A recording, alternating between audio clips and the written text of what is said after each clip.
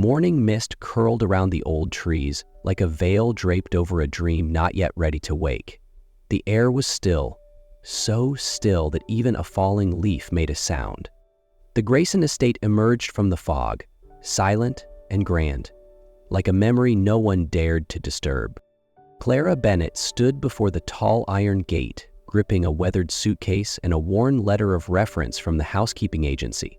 She carried no expectations, no illusions, just the quiet hope for a job, a rhythm steady enough to forget the noise of her past. The gate creaked open slowly, as if weighing the decision to let her in. A winding stone path led past wilted rose bushes and hedges trimmed with clinical precision. Everything was spotless, but nothing felt alive. The gatekeeper barely glanced at her before murmuring, "Back entrance, you're Bennett. Mrs. Whitmore's expecting you." The service door opened before Clara could knock. A silver-haired woman with a stern face and piercing eyes scanned her head to toe. "Not late. Good, punctuality is rule number 1 here." Clara gave a soft nod. "Understood. And the most important rule," she added as they stepped into a hallway thick with silence, "do not interact with Miss Elara unless absolutely necessary." The inside of the house was quieter than the garden outside. Clara's footsteps echoed sharply against the stone floor, each one sounding like it stirred memories left undisturbed for too long. She followed Mrs. Whitmore through long corridors where thick curtains hung heavy, filtering the daylight into something dim and hesitant, like the house itself preferred the shadows. Every frame hung perfectly level, every vase polished to perfection. There was no dust, no sound, and not a trace of human warmth. "Miss Elara stays in the east wing, top floor," Mrs. Whitmore murmured, as if afraid her voice might disrupt something fragile in the stillness. Clara simply nodded. She didn't ask questions. She didn't need to. From the moment she passed through the gate, she had felt it. This was a place where love had once lived, and then left.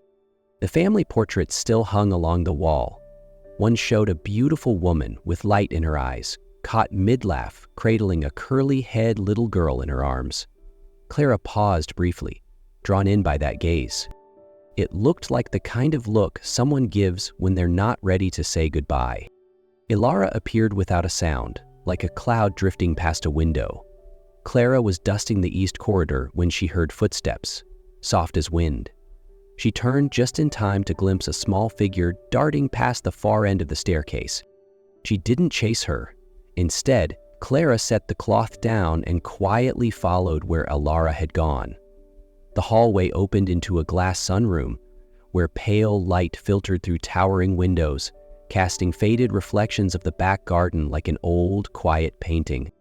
Elara stood there, her back turned, shoulders trembling slightly as if resisting something unseen. Clara didn't speak. She wasn't even sure she was allowed to be there, let alone say a word. But something inside whispered, "Sometimes, presence is enough." She slowly sat down on the floor. No call, no movement closer, just being there. A minute passed, then another. Nothing changed, and yet everything began to shift. At last Elara turned. Her eyes were wide and deep, like galaxies suspended in silence. She looked at Clara, not with fear, not with curiosity, just looking. Clara offered a soft smile, her voice barely a breath. "Hello. You're Elara, right?" "I'm Clara." No reply, but Elara didn't run. Clara didn't wait for words. She remained, speaking as if to a breeze. "That tree out there looks like it's asleep, but I think it's just waiting for the sun." The days that followed passed in silence, but not the cold kind. It was the quiet of comfort, like a still lake beneath an autumn sky. Clara never sought out Elara, yet every time she was dusting along the east corridor or tending to the back veranda, the girl would appear somewhere nearby, behind a doorway, at the end of the hall, or perched on the stone steps. Never too close, never too far. Like a wild bird watching to see if she was safe to approach. Clara went about her tasks as usual, cleaning windows, dusting shelves, polishing marble stair rails. Sometimes she hummed softly, not to draw attention, but because the old melodies brought her peace.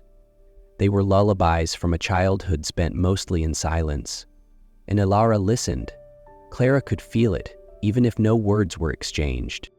One morning, while tidying the library, she heard faint footsteps behind her. She didn't turn, only said gently, "The butterflies in the garden have started to bloom. I saw a yellow one this morning, resting on the lavender. Its wings looked like a little piece of sunlight." No reply came, but when she glanced over her shoulder, Elara was seated on the sofa, clutching a book nearly as big as she was. She didn't look at Clara, she was just there. Elsewhere in the house, Thomas Grayson watched quietly from his office, through the security monitors. Screens that once displayed only silence and absence now flickered with Clara's gentle presence. And the shift in his daughter's eyes. Elara was no longer lost. She was listening. The storm didn't come from the sky. It began with a fallen photograph. That afternoon, Clara was wiping down the second-floor hallway when a sharp crash echoed from Elara's room. The sound of breaking glass, sharp and quick like a cut. Then, silence. A silence too heavy, as if the entire house had stopped breathing. Clara ran toward the sound, heart pounding. The door to Elara's room stood ajar. She gently pushed it open and stepped inside. Shards of glass were scattered like ice across the floor. A broken frame lay twisted at the center. And there, in the middle of it all, was Elara, curled up, fists pressed to her temples, banging her head against the wall. A wordless cry. A wound that had never closed. Clara froze. And Lara. But the girl didn't hear.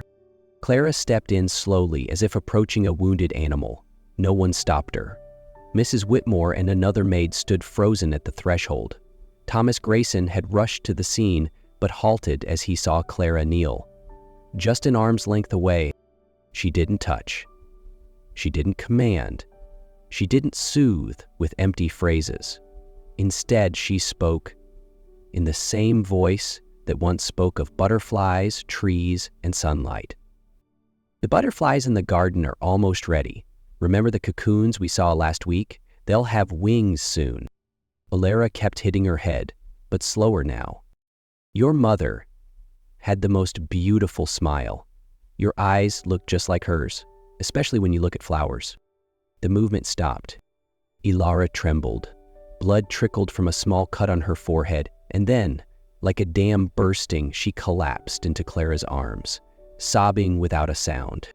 Clara held her close. She said nothing. No logic, no fear of the mess, just her arms, steady, warm, safe.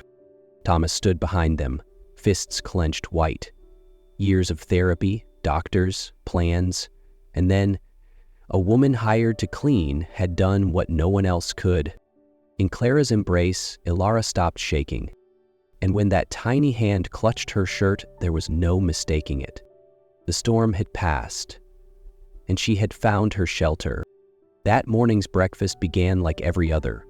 Quiet, measured, slightly stiff. But since that day, Clara no longer sat at a distance. Thomas had asked her to join them, as part of a new rhythm, he called it. Clara hesitated, but Elara gently pulled her hand, guiding it to the chair beside her. No words, just a look, a nod. On the table, the toast had been cut into playful shapes. A crescent moon, a tiny star. Clara's doing, unrequested. She whispered softly, "Like the star we saw outside the window last night, remember?" Elara reached for the moon-shaped slice. Her fingers trembled slightly. Thomas folded his newspaper quietly, watching. The room filled with silence so deep it shimmered, not tense, but breathless. Waiting. Then, like a dream rising slowly from someplace deep, Elara opened her mouth. "Mama." The cup in Clara's hand nearly slipped. Thomas and Mrs. Whitmore froze. Elara looked straight at Clara, her lips quivering, her gaze steady. "Mama." This time, louder, clearer, as if the syllables had lived inside her heart for years, just waiting for a safe place to be spoken. Clara rose quickly, as if the word had caught her off guard and pierced something tender. "No, Elara, sweetheart, you don't have to call me that. I'm not—" Her voice faltered, cracking under the weight of a truth she wasn't ready to name. But Elara had already climbed down from her chair, running to wrap her arms tightly around her. "Mama?" She whispered it again. And again. Each time a little steadier, a little softer, a little more like love. Thomas stood. His expression wasn't surprise, it was recognition. No one said anything else, no one needed to. Because sometimes one word speaks for an entire heart. The news spread like fire on wind. The Grayson girl, the child who hadn't spoken a word in 3 years, had finally said one. "Mama." The next morning, Margot Grayson, Thomas's younger sister, arrived unannounced. Her heels struck the marble floor like warning bells. "Where is she? The woman who's convinced my niece she's her mother?" Clara was arranging flowers in the foyer. Her hands froze. The roses trembled. Thomas emerged from the staircase, his gaze cold as steel. "Must you bring a storm into the morning, Margot?" "This isn't a storm, Thomas. It's clarity." "A housekeeper? Really?" But the reply didn't come from Thomas. It came from the hallway. "Mama!" Elara appeared, small feet racing toward Clara, wrapping her arms around her waist as if the world were breaking apart. Margot fell silent. No one moved. Elara looked up at Clara, then at her father, then she turned to the stranger, her voice clear, unwavering. "This is my mama." Just one sentence, but it rang through the estate like a bell in still air. Margot lowered her gaze. She said nothing more. Because no argument weighs more than the voice of a child who's been silent too long. Thomas stepped forward, standing beside Clara. His hand rested gently on her back, a wordless affirmation. "Family," he said quietly, "isn't always where you come from. Sometimes it's what you find." Night fell softly, like a thin blanket covering wounds not yet fully healed. The back garden welcomed the last light of day in silence, a soft lavender haze swaying gently in the breeze. Clara stood alone among the flowers. The moon had risen, and the wind slipped through her sleeves, cool and sharp. But she didn't move. Perhaps for the first time in years, she wasn't trying to escape. She needed the stillness. She needed to breathe. She needed to feel everything that had just begun to bloom. Footsteps approached behind her, steady, unhurried. Thomas. He didn't speak at first, just draped a long coat gently over her shoulders. His hand brushed her back, not forceful, just present. "You'll catch a chill," he murmured, eyes still on the sleeping flowers. Clara offered a faint smile. "I'm used to it. I once had just one coat for an entire winter." Silence passed between them. Not awkward, just filled with unspoken things. Then Thomas spoke, low and steady. "I thought I'd never feel anything again after Elena died. Every day became a performance. Being a father, a businessman, a strong man, but inside I felt hollow." Clara turned to him, her gaze softer than any word. "I understand. I lost my mother when I was 6, my father not long after. I grew up in a place where being strong was survival. But some nights, all I ever wanted was someone I could lean on. Just once." Thomas nodded. He didn't ask more. He didn't comfort. He just stood beside her. Sharing air, sharing grief. Then came soft footsteps on stone behind them. "Elara," Clara breathed. The girl ran toward them, wrapping her small arms around them both, burying her face between them, like that spot was the safest place in the world. Clara knelt, arms wrapping around her. Thomas sat beside them, placing one hand on Elara's back and the other gently reaching for Clara's. In that moment, in the hush of moonlight and lavender, there were no titles, no past. Just 3 people, 3 heights, healing each other simply by staying. "I love you, Mama," Elara whispered into Clara's embrace, her voice sure, like her heart had finally found its own language. Clara held her tighter, tears falling gently onto soft hair. "I love you too, sweetheart, so very much." Thomas rested his hand on Clara's shoulder. "And I love you both." No one corrected Elara. No one asked questions, because they all knew that voice hadn't come from therapy or logic. It had come from love. Love that doesn't knock. It stays, and it is chosen. 1 year later, on a soft June afternoon, the back garden of the Grayson estate was draped in white flowers. There was no loud music, no grand art, just wooden tables, golden string lights, and rows of blooming lavender swaying in the breeze. Clara wore a simple dress, nothing glittering, but to Thomas, she shone brighter than anything he'd ever known. Elara was the ring bearer. She walked slowly down the flower-strewn path, her small white dress trailing behind her, holding a pillow where 2 rings rested side by side. When she reached Clara, she didn't speak, just handed over the pillow and wrapped her arms around her in a long, silent hug. A hug that said everything. "I choose you. Always." Their vows weren't poetic. They were honest, simple, the kind that grows slowly, quietly, and stays. 5 years later, children's laughter filled the garden. Not just one voice now, but 3. The twins Olian and Lyra raced across the grass, while Elara followed, clutching a well-worn book of fairy tales. She was no longer the silent child of yesterday.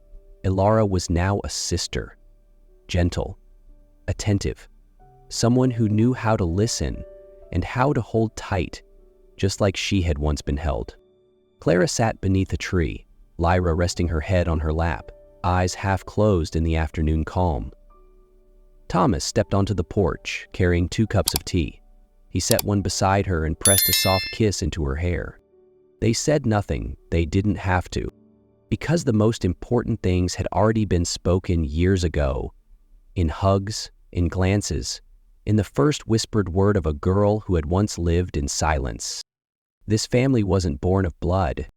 It was built by choice, slowly, silently, and deeply. And love, real love, doesn't just stay. It becomes the walls, the laughter, the silence between heartbeats. It becomes home.